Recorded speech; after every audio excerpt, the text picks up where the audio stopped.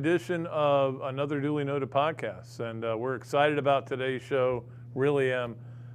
Jay Bilas is going to join us in a little bit, and of course, there's plenty to talk about with what happened. What got finalized Thursday, but has been due for a long time, so we're going to talk to him about that.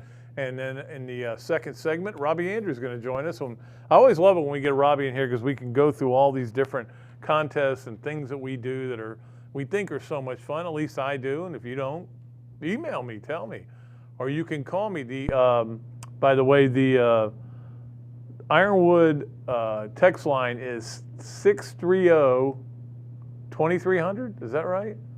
I actually deleted it accidentally from my thing, but you can text us a question you have, or you can go on Facebook Live and text us. You can watch us, listen to us on Facebook, on YouTube, and of course, 39 platforms where you can listen to this show.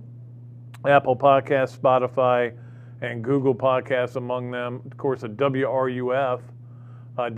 You can always watch it there. All right, I got the right number. It's 600-230.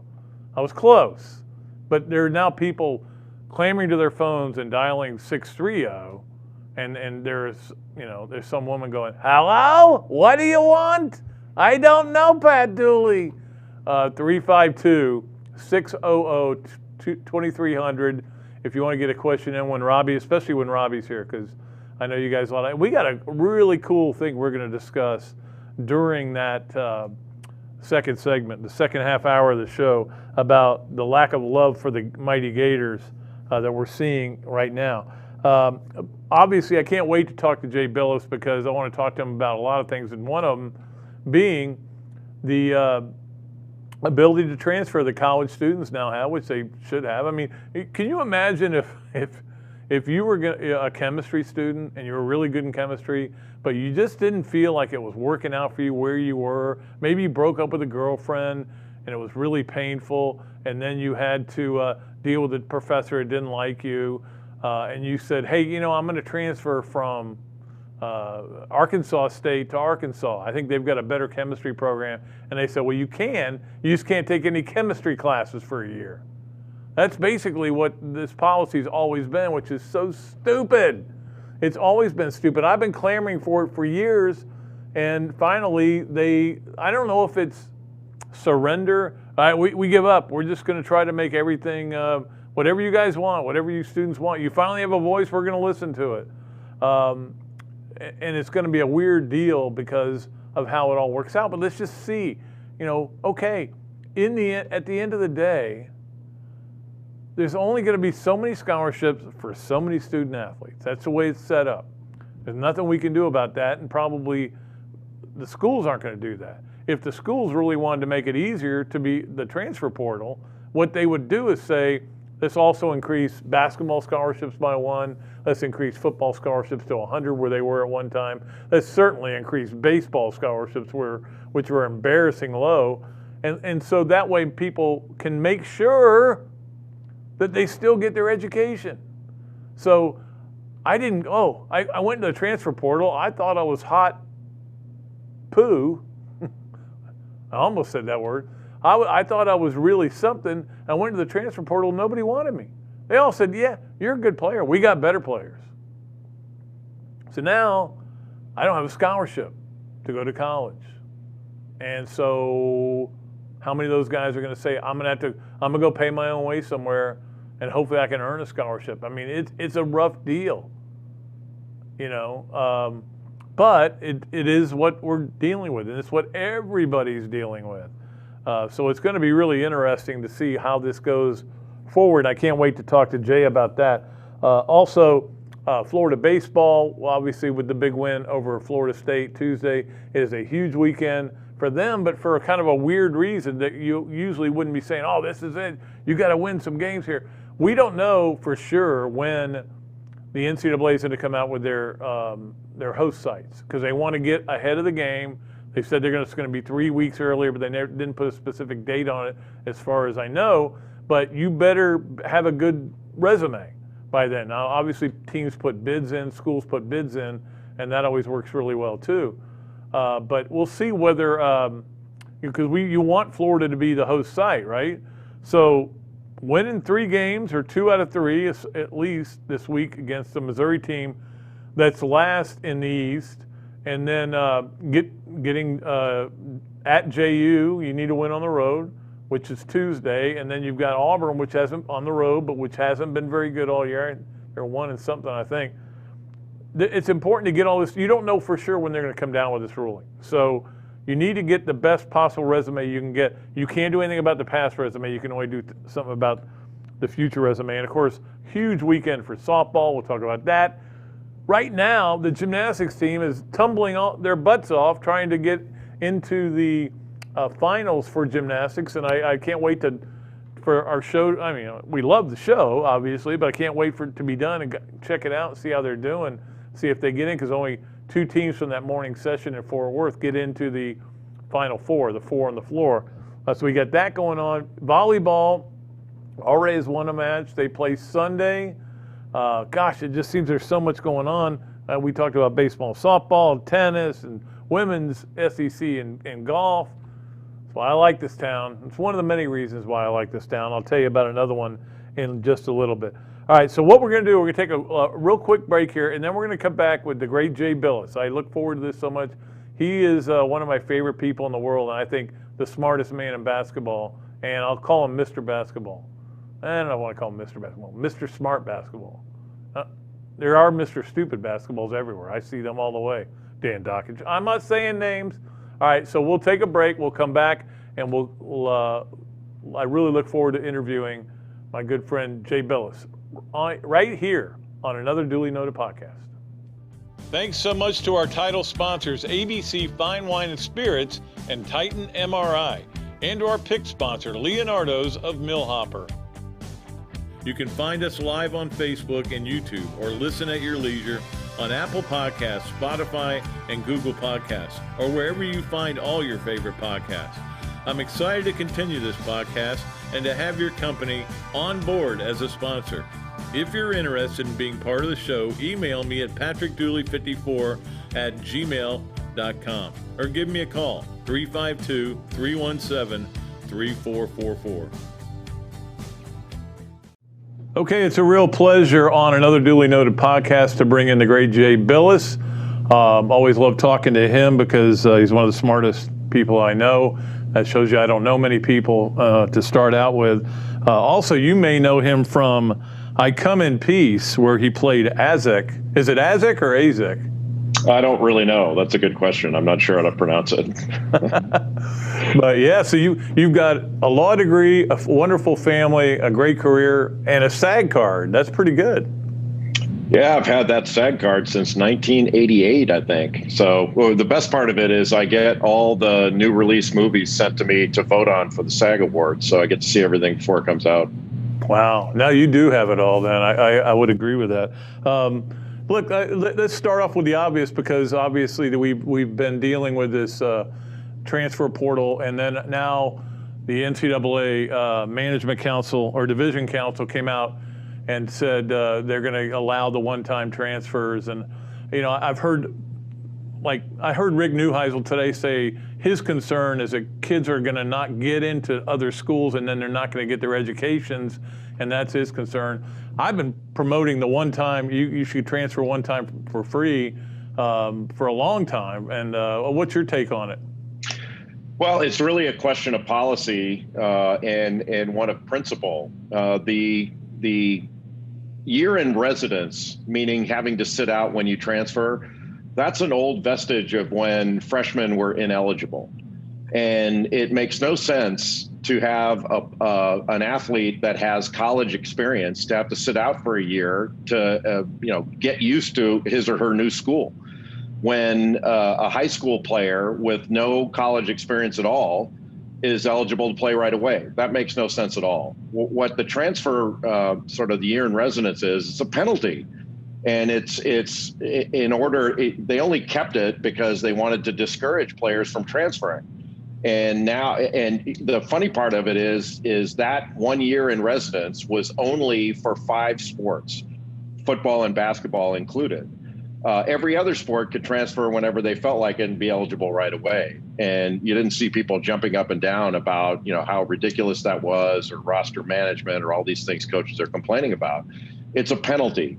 And it was done to discourage players from transferring.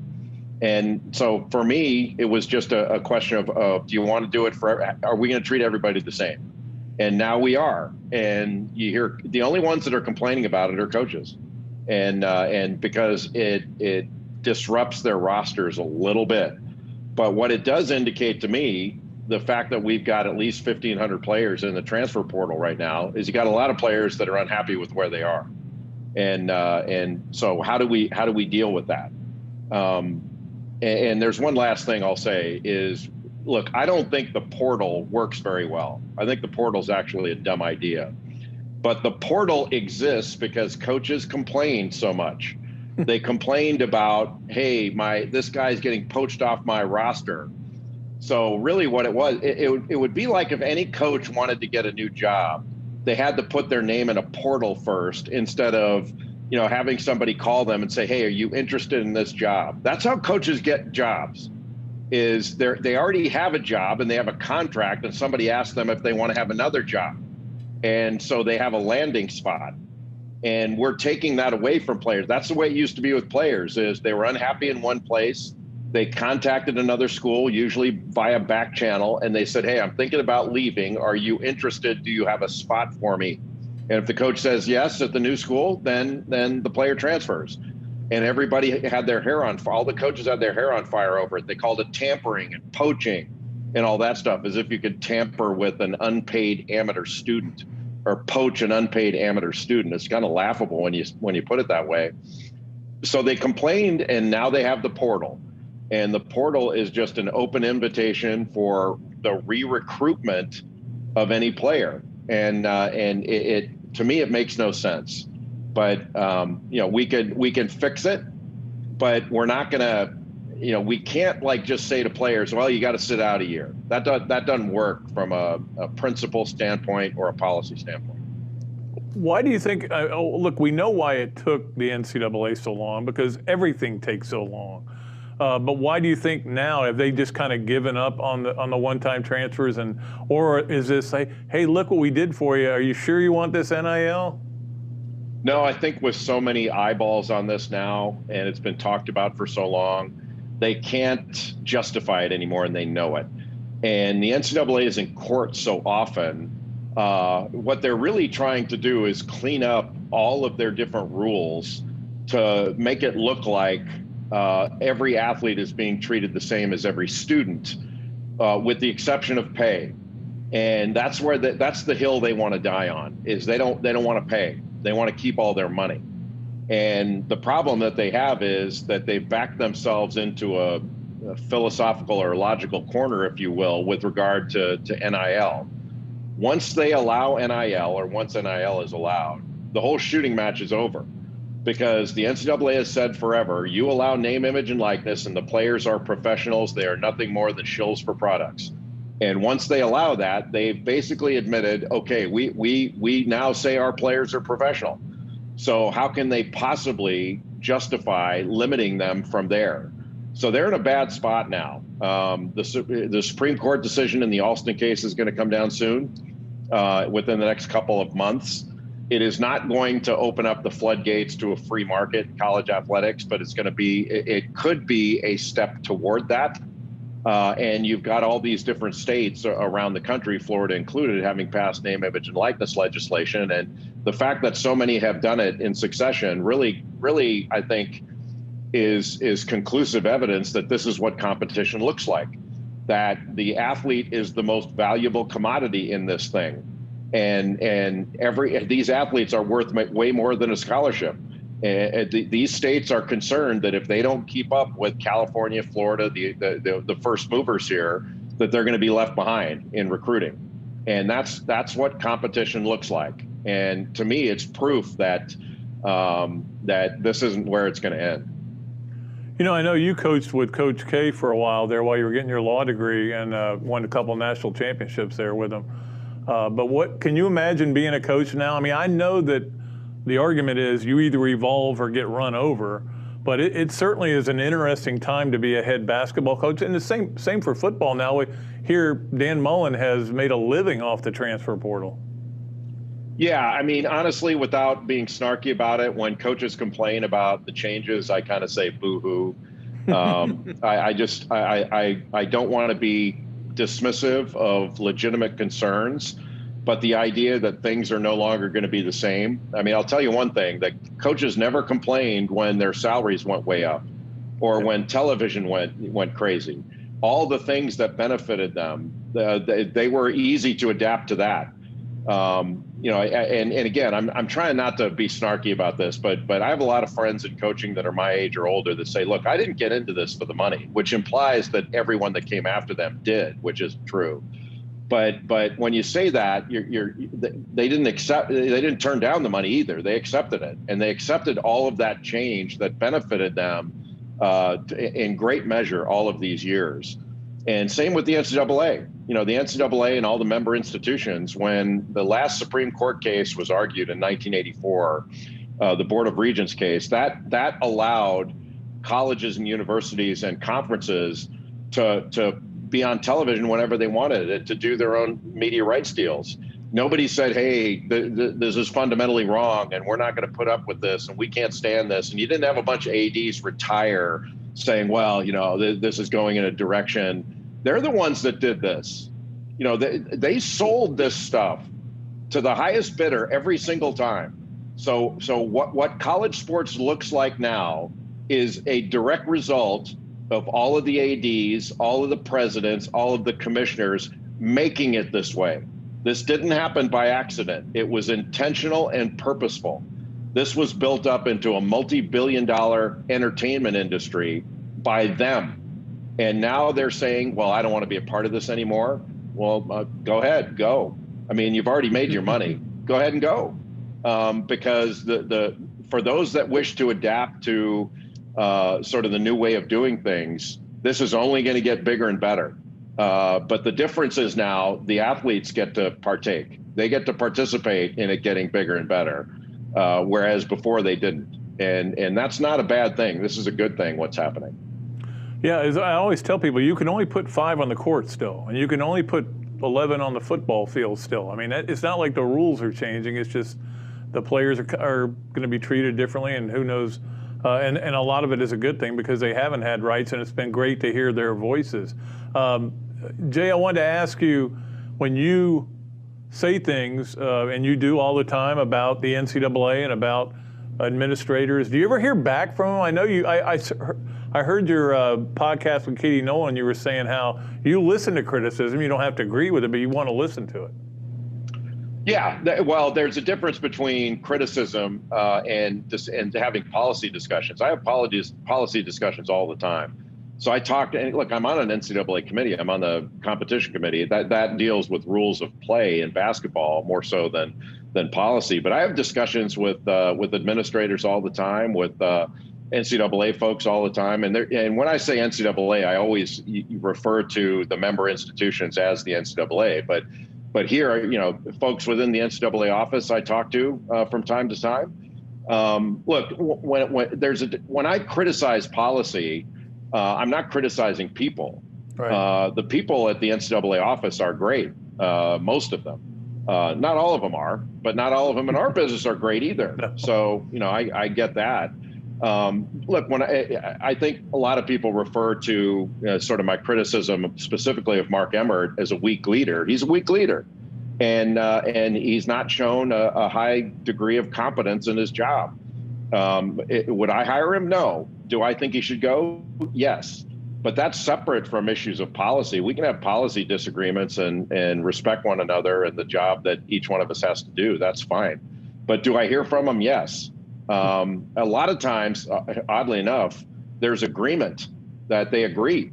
And you can see a lot of especially with this Alston case, there were a lot of friends of the court briefs, amicus briefs that were filed, and some of them were filed by former NCAA officials who said that they agree with the plaintiffs, that what's going on in NCAA sports that cuts the athlete out of it is wrong, that they should be allowed to share in it. So even folks within the industry believe that the way business is being conducted needs to change and go in a different direction. I think it is. It's been slow, but the fact that it's been slow is nothing but an excuse, and it's a convenient one that the NCAA has been using for, let's see, over 100 years. So that's got to change. Yeah, I want to ask you some basketball questions, and obviously, I'll be honest with you, I'm a little bit of a Gonzaga fan. I've got a Gonzaga T-shirt that I was wearing the night of the championship game, but that didn't work out for me. When people say, "I can't believe that happened," I'm like, well, it happens. It's a shame when it happens in your final game when you've gone undefeated, but it happens where a really good team beats a really good team and beats them well. And that Baylor team was a great team all year. COVID is the only reason they weren't undefeated. So was there anything that was like, first of all, I'm sure you're thrilled that we did get a tournament in. Secondly, was there anything that stunned you about that game? It stunned me, yeah, the margin. I thought it would be closer. I certainly believed that Baylor could beat Gonzaga because I think they were two equals, frankly. But it reminded me a lot of the Super Bowl. I don't know enough about football to say if Tampa Bay and Kansas City played 10 times, who would win the most games. But I think even the most savvy football mind reasonably could have said and did say beforehand that Kansas City was the better team and Kansas City would win. And actually, it reminded me a lot of the discussion we had about Gonzaga Baylor is how is anybody going to stop this juggernaut offense, sort of like the Mahomes and the Chiefs and the way Gonzaga could score so easily. This is the nation's leading scoring team. So it was surprising that they got held to their lowest output of the year. I didn't buy any of that stuff about, well, they played a hellacious semifinal game, therefore they weren't prepared to play or all that. That's nonsense. But it was a great. There's never a time when we haven't had a great tournament. There's no such thing as not a great tournament. It's impossible. It's idiot proof, and thank goodness for that. But even with the bubble and all of the contradictions that we had. The fact that tournament and the season was held because all these schools are content providers, not because the kids wanted to play, all that crap that they tried to sell us. Well, the kids want to play. The quote unquote kids wanted to do a lot of things that they weren't allowed to do. And every non-athlete wanted to participate in their chosen field, and they weren't allowed to do it. I mean, when you hear the kids want to play, name me one non-athlete that a university put on an airplane in the last year for a university activity. Can't name one because they didn't. This is about content providing in a multi-billion-dollar media industry, and these schools wanted to get paid. That's why we played. Yeah, absolutely. Did you see, or all the games you watched a ton of games. Obviously, you're at a lot of games. Any slippage in the quality of play? Because the two teams in the final played at such a high level all year. But I saw some teams that just fell off, but sometimes they fell off because they didn't have a point guard, or that wasn't because of COVID. Yeah, here and there you might have seen some where you could say, hey, if they had a little more time, a little more practice time at the beginning of the year, things like that, or you did have a pause, COVID pause.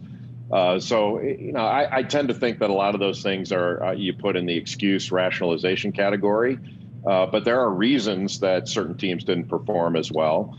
But I don't see it as a big problem. I think the biggest issue we have in basketball going forward, as far as the quality of play, is we've got to deal with our officiating issues. And this is not about the officials themselves, because we've got really good officials. It's about officiating, and that's the fault of the rules committee, frankly. That the college basketball is slanted too far toward the defense. You could argue that the NBA is slanted a little bit too far toward the offense, but there's a balance of that we need to reach, because that's all. I mean, the charge block rule is a mess and a joke. Yeah, it's a joke. It's a laughable joke. And we've got other issues. We've got to go to quarters. And there are a lot of things we can do, but we certainly have to get away from the clutch and grab game that we're getting back to. We did a pretty good job 3-4 years ago of freedom of movement, but we've lost that momentum and we're back to kind of these bump and grind, hold you games, 51-49 in the Elite Eight, crap like that. So we need to fix that, but we don't really have the will to do it, and we don't have centralized authority. And until we have that, we're going to continue to see a lesser product as a result. I would just get rid of the block charge. You don't call it either way. Unless a guy pushes you with his hand, just make it part of basketball, because nobody seems, every one of them you have an opinion on, and your opinion may be different from the official, but the official may be different from the other official. To me, it's just such a gray area. Just eliminate it. Yeah, I'm not sure we can do that. What I would like to do is to say, sort of codify that a primary defender, a person who is guarding the ball, that has legal guarding position and maintains it to the point of getting run over, that's a charge that we should value. A secondary defender, a help defender coming over from the weak side to jump in front of a driver that has won a path to the basket, I think that's something that should be discouraged. And look, I have this discussion with officials and supervisors all the time about, well, it was a bang-bang 50-50 play. It could have gone either way. Well, if it could have gone either way, it's a block. There should never be a charge called when it could have gone either way. Because you don't have somebody say, well, a guy barely stepped out of bounds, that could have gone either way. A guy either stepped out of bounds or he didn't. And it's really not that hard. And so we need to fix that. And we need to move the sequence back.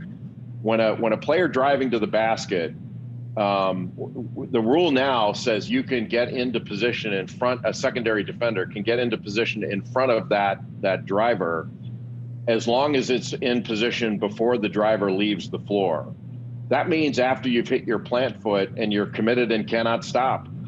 And while we are, falling all over ourselves to talk about how important it is that we reduce physicality in the game, we celebrate and encourage a collision, and we need to fix that. And I've been pretty vocal about it, but it's just because I'm tired of it. And I've been very reasonable in all these meetings, but I'm getting tired of being reasonable about it. We need a shock to the system, and we need to stop this.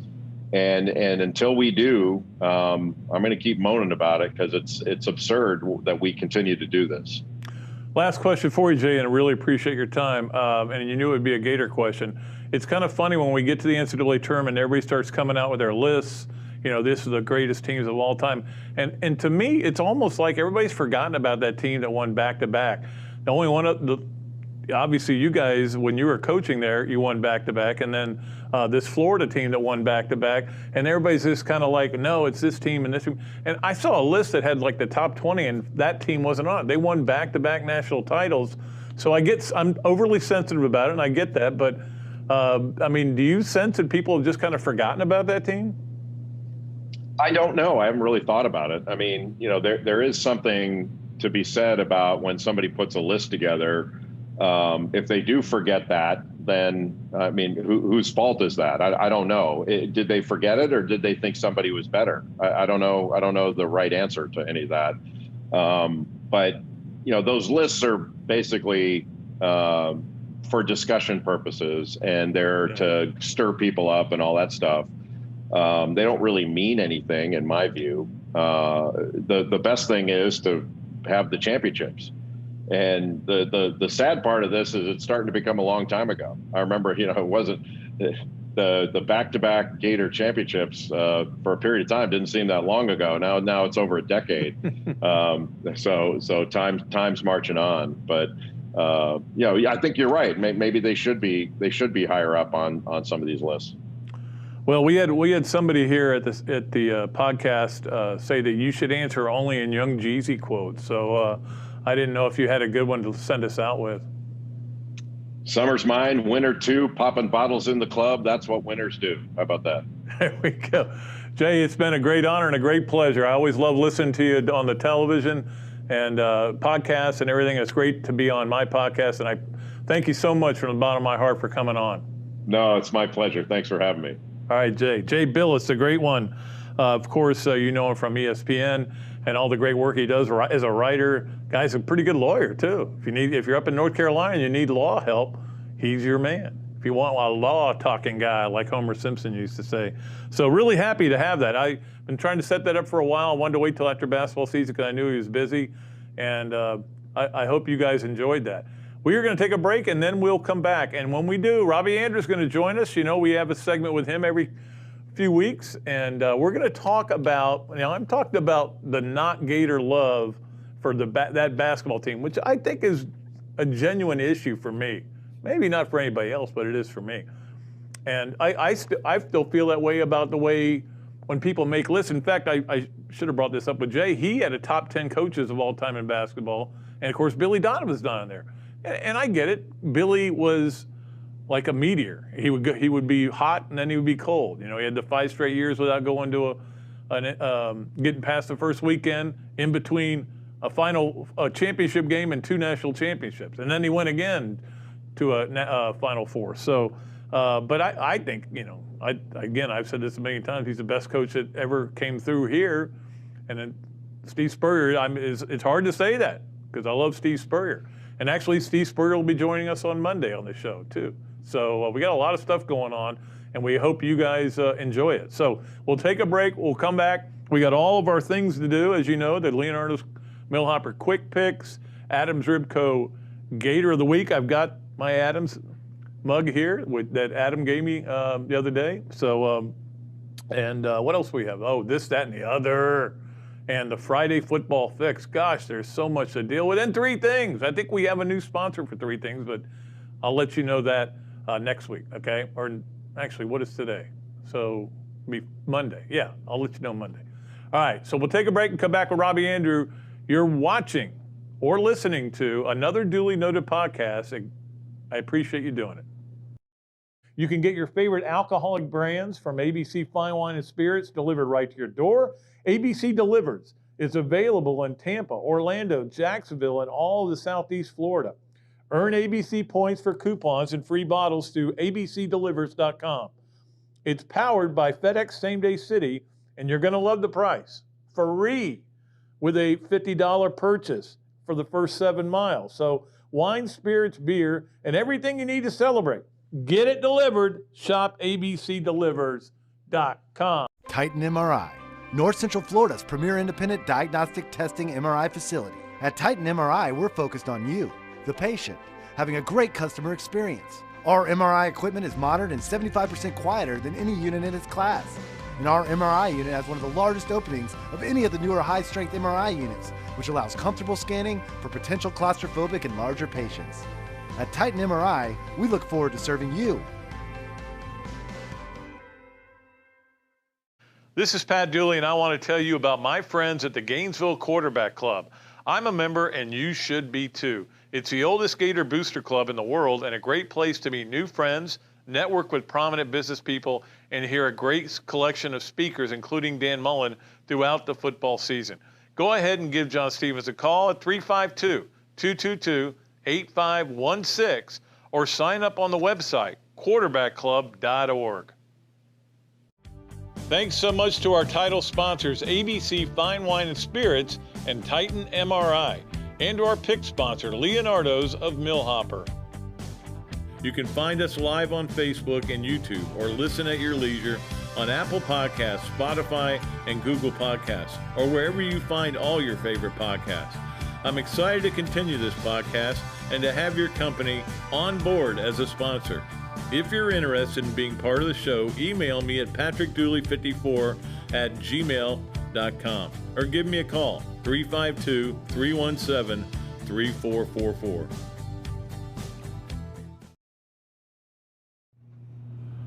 All right, welcome back to Another Dooley Noted Podcast, and really appreciate Jay Bilas joining us here on the show. Really smart stuff from him, and he's not the biggest fan of the NCAA. And Mark Emmert, God, the shots he just threw at Mark Emmert were pretty intense. He's getting them from everywhere now. But yeah, it is a ridiculous organization. But Robbie, now we go into, and of course, Robbie Andreu. Of course, he's brought to you by Dr. Lauren Cartwright, OcalaFamilyDentistry.com. We appreciate Dr. Lauren Cartwright so much for joining us or for being part of this show. And she does a great job down there in Ocala, and we appreciate her so much. And she presents Robbie's part of our telecast when we do this, like every 3 weeks or so? Every 2 weeks. Yeah. So now we're going into this transfer portal, and the only concern, like, I believe in player freedom. Okay, I believe in that 100%. The only question I have, and I brought this up to Jay, and I heard it on Rick Neuheisel bring this up, is a lot of these guys are going to end up with no school. Yeah, because there aren't enough scholarships to go around. Nowhere to go, and no scholarship. Do they even continue their educations? Yeah. Is that the mission that we're under? Well, yeah, it is, Pat. And Mullen mentioned something the other day that guys that aren't going to take time to develop anymore. If you don't play right away, you're going to jump somewhere else instead of like being a Kadarius Toney and stick around and be developed over 4 years and become maybe a high second-round draft pick. So you have to wonder, this is going to hurt player development in a lot of ways too. It will, and I think that we're in a situation now where it's the way it is, though. Yeah. You either evolve and try to figure out how to handle it, and I know that very early in this process with the NIL, for example, Florida hired a firm that you're in charge of the NIL. They've got a plan for it, and I'm looking forward to seeing how that works out. And again, until this gets out of the Supreme Court, I don't know when we're going to know exactly what happens. But it's a potential logistical nightmare, Pat, on how schools are going to handle it, how you keep people from cheating or whatever you want to call it. Exactly. And then you look at the portal also, Pat. Look at basketball.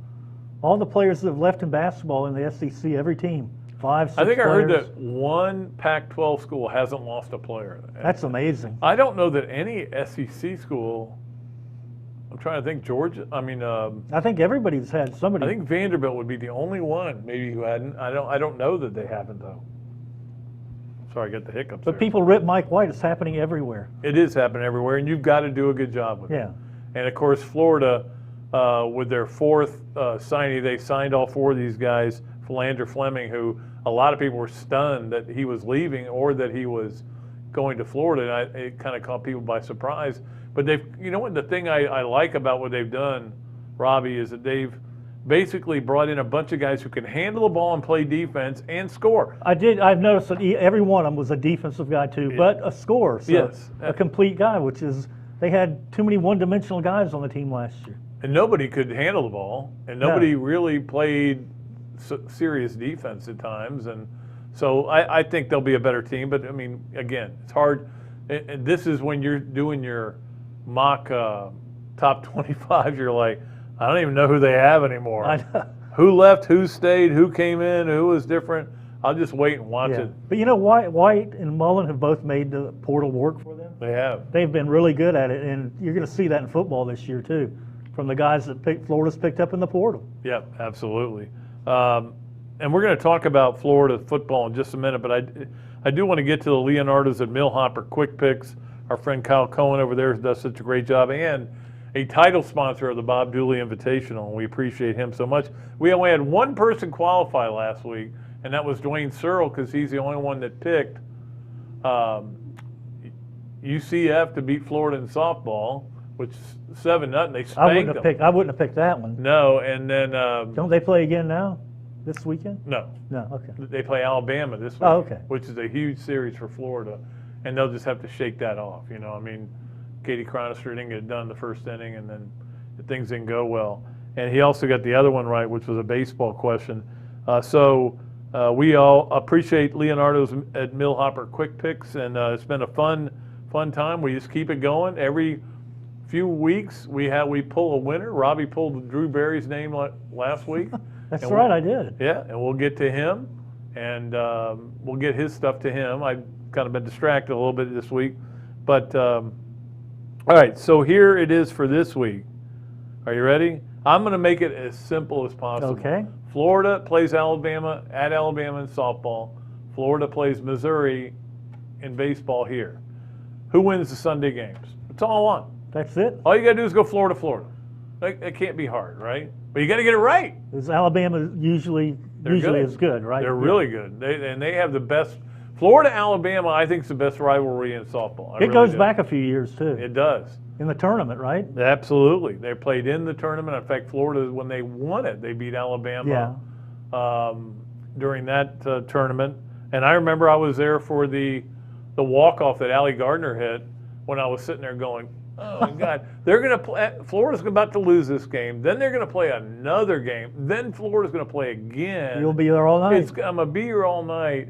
And I'll never forget when Allie Gardner hit that homer in celebration. You're watching and everything, and then finally you get a break, and you kind of look, and all the people who worked there were all jumping up and down because they were so happy because they weren't going to stay all night. Yeah, exactly. Let me go home. Yeah, I get to go home. So that's it. It's very simple for you guys to do. Did I drop my thing? No, I did. Oh, okay. It was me. Fumble. First turnover of the year is very early. The Leonardo's at Millhopper, quick picks. We appreciate Kyle so much. We've got one qualifier right now, Dwayne Searle. You need to get in Florida, Alabama, Florida, Missouri, What's Sunday Missouri games. in baseball, Pat? They're last okay. place. Oh, they're not very good. They're not terrible, but they're in last place in the East because this conference is ridiculous. But Florida hadn't been real good on the road, right? No, So- but they're at home. Oh, okay.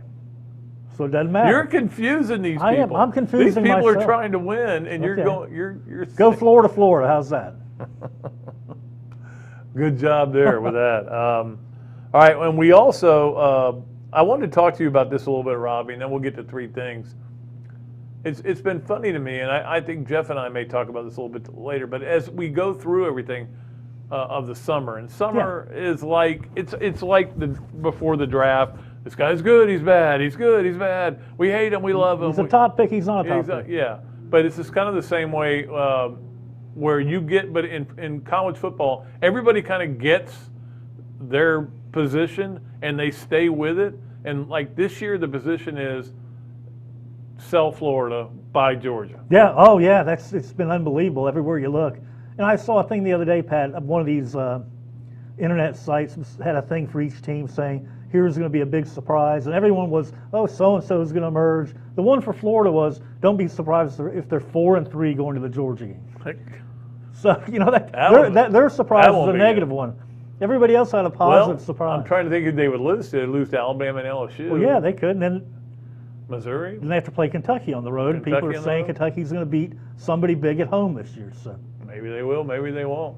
But you get Alabama early, which you want to do. But Florida's getting no love. They're getting no love. And last year, remember, they got a lot of love. They did. And everybody's like, I'm going to be bold and pick Florida to win the East. Well, everybody else is, and we didn't get to go to Atlanta for SEC Media Days, but there was a vote, and Florida was the winner. Yeah, and nobody is going to pick Florida this year, Pat. And guess what? We got it right. Yeah, we were right. Florida did win the East, and Alabama won the West. So, but it is kind of surprising. Like, they're almost like, but I do have one rule of thumb.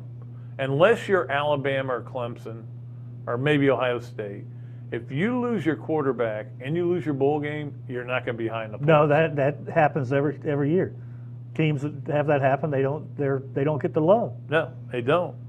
And the thing is, I'm okay with it. I don't want people like last year. It kind of made me nervous when they were getting so much attention in the preseason. And here's another reason they're not getting much love, Pat. Everybody out there thinks now that Grantham can't coach on defense. Yeah, terrible. Suddenly he's forgotten how to coach, and they don't have any players, but he knows how to coach, and they've got plenty of players, and they're going to be much better on that side of the ball, I think.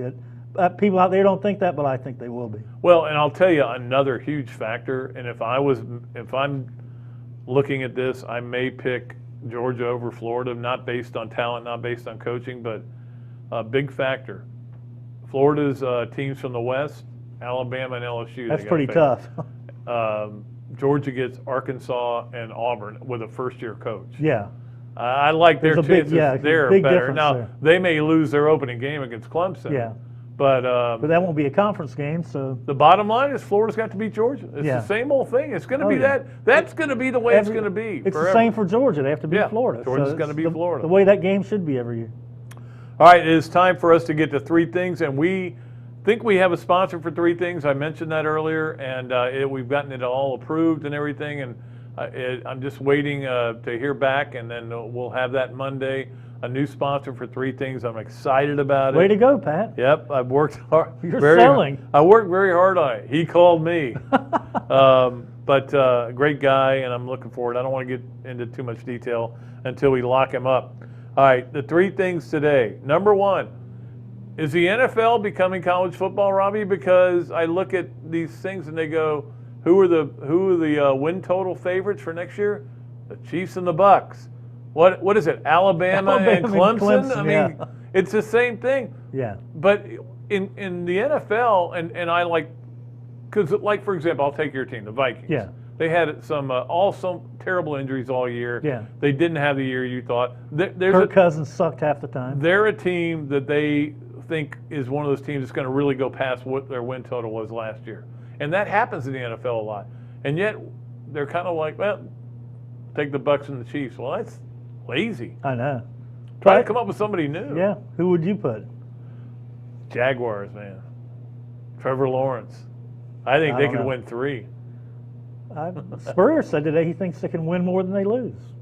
Well, they might. Somewhere I saw that on Twitter. Well, but the thing is, Pat, when you get in the NFL, when you get down, it's hard to get back up. You know what I'm saying? Well, you've got it's a long rebuild usually. You've got to make the right choices. Yeah. And like for example, the Patriots obviously didn't have the. We expected that not have the year, but they've made all these great moves in the offseason. Yeah. Brought Trent Brown back to New England. But the question is, are they going to have a quarterback they can trust? Yeah. And I don't personally. The guy they have, I don't trust. But yeah, but if they struggle again, Pat, the past people I've heard people talking about, they're going to say it wasn't the New England way, the Belichick way, it was the Brady way that was so good, and that's why they won so many games. So there's a little heat on him to get things turned around in a hurry. Let's see what happened when he went to the next team he went at. They won the Super Bowl. The guy is amazing. He is the Brady way. He's the best of all time, and I think he's one of the great leaders. And you know the whole story about him texting the players saying, "Yeah, we're going to win," but the night before the game. Yeah. All right, so that's number one. Number two, I feel bad for the good people up at the Heritage at Hilton Head because I will tell you why. I've been on that golf course many times. I used to walk around it because Karen's father lived there. Pretty, isn't it? It's beautiful. Yeah. It is such a great course. I played it once. It's a beautiful course. What was your number? I think it was 84. That's good. Yeah. But wasn't that your number at Augusta, too? 85 was my number at Augusta. But that's the thing. It's a week after the Masters. Yeah. And so it's just hard to get excited about it. I know Billy Horschel, my good buddy's playing there, who's donating for the golf tournament. And he shot 65 the other day, but some guy shot 40 or something. I mean, it's ridiculous. But it doesn't matter. I mean, it is such a great scene there, and I feel bad for them. Maybe they should have a week off after the Masters. Yeah, maybe they should do that. Yeah, but yeah, you're right. I kind of like that idea. Well, because a lot of people do take that week off after. So. But then if you came back the next week, you'd be a little more into the golf. You go, hey, I missed golf for a week. Yeah, it's my idea. There, whoever what is his name, Monahan, the new commissioner. Yeah. Did you see the picture of Matsuyama? Oh yeah, in the airport, Atlanta. That was classic. With his green just jacket, sitting there all by himself, his green jacket draped over his chair.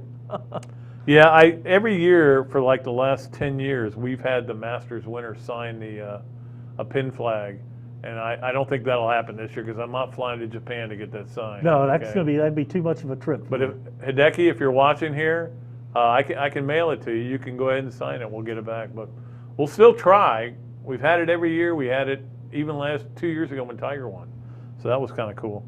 And then finally, number three, I do want to say to a lot of people out there, I kind of appealed on Twitter and Facebook about the golf tournament, the Bob Dooley Invitational, which is obviously very important to me and never been more important than this year. And the people, the way they responded was unbelievable. All of a sudden, people are donating. They're sending me memorabilia items. That's awesome. I got a Graham Hall, our good buddy who we worked with at the Sun, sent me is giving me a ball signed by everybody on the '94 basketball team. Oh, that's awesome. So and he showed it to me. It's pristine. So I'm going to get it, in one of those things. I'll go see my friend at Mealy Pops, Jamil, and I just want to reach out to everybody and say thank you. I mean. Nancy, I'm now blanked on. Now you're in the '60s the TV. No, exactly right. You did the laughing Nancy Scarborough. Nancy Scarborough, who was Dan Mullen's secretary. I mean, I got all this stuff signed for us by him and walked it out to me. I mean, I said, I'll come up and I'll walk it up to you. So I just want to say thank you to this community. This is why I love this community so much. And it is the best. It's the best golf tournament I've ever played in, Pat. Well, for just having a good time, I a good appreciate cause. it. It's all, and we'll all try to good. make it the best ever this year Yeah. because we want to really honor my dad's life. Absolutely. And I want you to have fun. But you better get a ride home. That's all I'm going to say. Okay. Well, we will hire Uber drivers We will. to get you home. All right, we will take our final break. When we come back, we still have stuff to do, including Friday football fix and this, that, and the other Robbie's favorite. Did you say thing. over? Over. This, that, and the over? This, that, and the oven. So we'll do all that when we come back to wrap it up here on a Friday for another duly noted. What did I say? Another duly. Duly Noted Podcast. Nice lady with the flavin. All right, we'll be right back on another Duly Noted Podcast. There you go. You can get your favorite alcoholic brands from ABC Fine Wine and Spirits delivered right to your door. ABC Delivers is available in Tampa, Orlando, Jacksonville, and all of the Southeast Florida. Earn ABC points for coupons and free bottles through abcdelivers.com. It's powered by FedEx Same Day City, and you're going to love the price. Free with a $50 purchase for the first 7 miles. So wine, spirits, beer, and everything you need to celebrate. Get it delivered. Shop abcdelivers.com. Titan MRI, North Central Florida's premier independent diagnostic testing MRI facility. At Titan MRI, we're focused on you, the patient, having a great customer experience. Our MRI equipment is modern and 75% quieter than any unit in its class. And our MRI unit has one of the largest openings of any of the newer high-strength MRI units, which allows comfortable scanning for potential claustrophobic and larger patients. At Titan MRI, we look forward to serving you. Thanks so much to our title sponsors, ABC Fine Wine and Spirits and Titan MRI, and to our pick sponsor, Leonardo's of Millhopper. You can find us live on Facebook and YouTube or listen at your leisure on Apple Podcasts, Spotify, and Google Podcasts, or wherever you find all your favorite podcasts. I'm excited to continue this podcast and to have your company on board as a sponsor. If you're interested in being part of the show, email me at patrickdooley54@gmail.com or give me a call, 352-317-3444. All right, welcome back to another Duly Noted Podcast. I hope you enjoyed the segment with Jay Bilas earlier today. And Monday, Steve Spurrier is going to join us. We'll talk to him about a bunch of stuff, football, about the new restaurant coming up as well. They're getting close to opening now, right, Pat? Well, Sometime in they would May, June. They're having to probably push it back a little bit because this is a problem all over the country where it's hard to find people who want to work. You know, You would think that people would be dying to get back to work. You would think so, but stimulus checks and unemployment, you know, they're kind of hanging in there. But we'll, hey, we understand. You got to do what's good for your life. I'm not going to lecture anybody, but I think they're going to open up in June, so we'll see what happens there, and we look forward to that. We'll get Coach Spurrier to talk a little bit about the restaurant and how important it is for him to get some people in there. I'm trying to get my daughter to go in there and interview, and also, She's got experience, so she does. She should be good. She'd be good for that.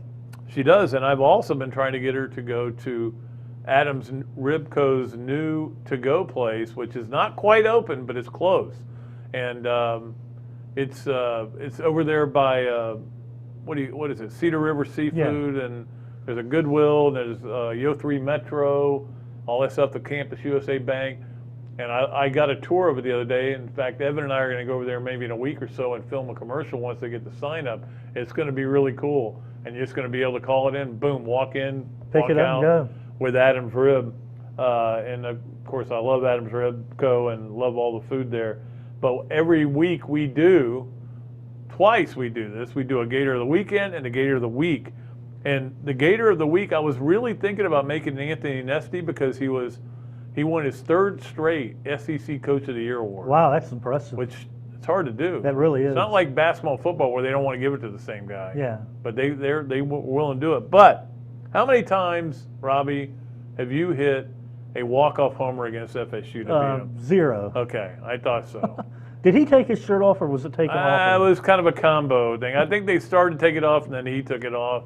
But Kendrick Carlisle, you're our Gator of the week because anytime you beat the semis on a walk-off homer. A stunning moment too, Pat. It's like 2 out, nobody on. And I was like cursing the team. Yeah, nobody could hit. Well, my thing about them, and it drives me crazy with this team, is sometimes I think all you guys are trying to be major league players. You're not trying to be good college players. And there's a difference between being a good college player, hitting the ball to the right side with a runner at second and getting him to third, getting a sacrifice fly with a runner at third, things like that. They had to worry about their own numbers. They're only worried about, can I hit it out? And sometimes I think they get it caught up in that. But that's one thing we would have never had to worry about, trying to hit it out. No. Did you even play baseball? No organized ball. Yeah, you weren't really a baseball guy. No. Tim played Little League. I played through Babe Ruth League. And actually, I was pretty What was good. your lifetime average? I think it was in the 500s. You mean that was your fielding percentage? That may be right. You may be right about that. But so Kendrick Carlisle, congratulations, buddy. You are the Adams Ribco. Good job. Adams Ribco Gator of the Week. We'll have another one for the weekend on Monday and look forward to that as well. And we look forward to getting this commercial film with Adam, and we look forward to having it. Mainly, I look forward to just being able to get Adam's Rib right next to my house. It's going to be great. That ball got out of there fast, so didn't it, Pat? It did. The home run. Quickly. Okay, do we still have to do the daily football fix and this, that, and the other, right? Okay. Okay, daily football fix. I'm gonna whet your appetite, Robbie, with college football. And it's not a long way off. It's not till September 4th. But here's 4 games. And remember, you're retired now, so you don't have to go anywhere. You don't have to go to Florida. I can watch. FAU, just whatever happens. Yeah. All right, so here are the 4 games. Clemson, Georgia, and Charlotte. Miami, Alabama, and Atlanta. God, that's an unbelievable way to start the year, huh? LSU, UCLA, and the Rose Bowl. And this one's not the greatest game. Ole Miss, Louisville, and Atlanta also. But I'd take that because that'll be entertaining as can be. So. And Louisville's trying to bounce back a little bit, and Ole Miss, we saw what they did. So that's just the 4 games on the first day. That is a way to get going in the season, I'll tell you. That has fired me up. That's the daily football fix, and again, the Friday football fix. And if you want to be a sponsor for that, that's available for you, and we'll continue to do that and try to come up with some really good things as far as that goes. I'm going to predict right now that Miami upsets Alabama. No, you're not. Yeah, I just did it. Because why? Bryce Young's not going to be ready for it? Yeah, it'll be his first start, right? They say he's starting, too. Okay. All right. If you want to go with that. I'm just saying Alabama's going to be a I little... can see it happening. Yeah. If you're going to get Alabama, get them early in the year. I think that was a perfect... Which, yeah. Think about that. They could go 1-2 because they come in here and play the mighty Gators after that. But, the interesting thing about a game like that, Miami always seems to have all these really good players, but there's always one spot where you can pick on them. It does seem that way. They don't have... They still haven't built the roster depth. Yeah. Or you can pick on them somewhere. And they lost their pass rush, basically. So exactly. So it'll be interesting. So we'll keep that going. And if you want to be a sponsor, the number 352-317-3444. Just give me a call. It worked on this 3 things. So keep it going if you want to be a sponsor for the Friday Football Fix. Now, finally, before we wrap it up here with the great Robbie Andreu, of course, he's brought to you by Dr. Lauren Cartwright, OcalaFamilyDentistry.com. We appreciate her very much as well. This, that, and the other. Okay, Robbie, this was last week. I'm kind of trying to figure out what's going on with the start of Major League Baseball, but obviously was dealing with my dad and everything. But I was like, God, the Red Sox got swept by the Orioles to start the season. That's this. And I was like, what this season's going to suck for them. Too many games to judge them that early, though. Well, that is then they run 9 in a row. Including a couple against my team. Yeah, and then until that streak was broken last night with a walk-off for your team, the Twins. We'll take it. But still, they are leading the AL East now. But nobody predicted that, right? No, and we were ready to dismiss them. And the other is it's baseball. You have no idea what a team's going to look like 15, 16, 20, 40, 50 games into a season. Yeah. You have to accept that baseball is a daily game. It really is, and it goes on forever. And as Robbie likes to say, it's the only sport where you can play 162 games and gain weight. It's still gain weight. Yeah. I stick with that. But the bottom line is, whatever the Red Sox are, and whatever the Braves are, we've had all these extra inning losses, and they've been painful to watch, and I've watched a couple of them. But this isn't a 60-game season. No, it's a long. Last year was different, where every game you could kind of agonize, and maybe it's the answer to make baseball more interesting. But they should have a shorter season. Pat. I go 30. It's 30 Yeah, games. really? Okay. Let's go, sprint it in there. But anyway, so that's the other, this, that, and the other. And again, that sponsorship is open as well. So we got 2 sponsorships open, and we would love to add your name to them as on the Another Dooley Noted podcast. Robbie, thanks for coming in. Yeah, my today. pleasure, Pat. That was a good this, that, and the other. Yeah, we always love having Robbie in here, and we really love having Jay Bilas as well, who did a great job. Don't forget, Monday, Coach Spurrier will be here. We'll have another guest as well. Until next time, I am Pat Dooley on Another Dooley Noted podcast saying I'm deep, I'm way back, and I am out of here.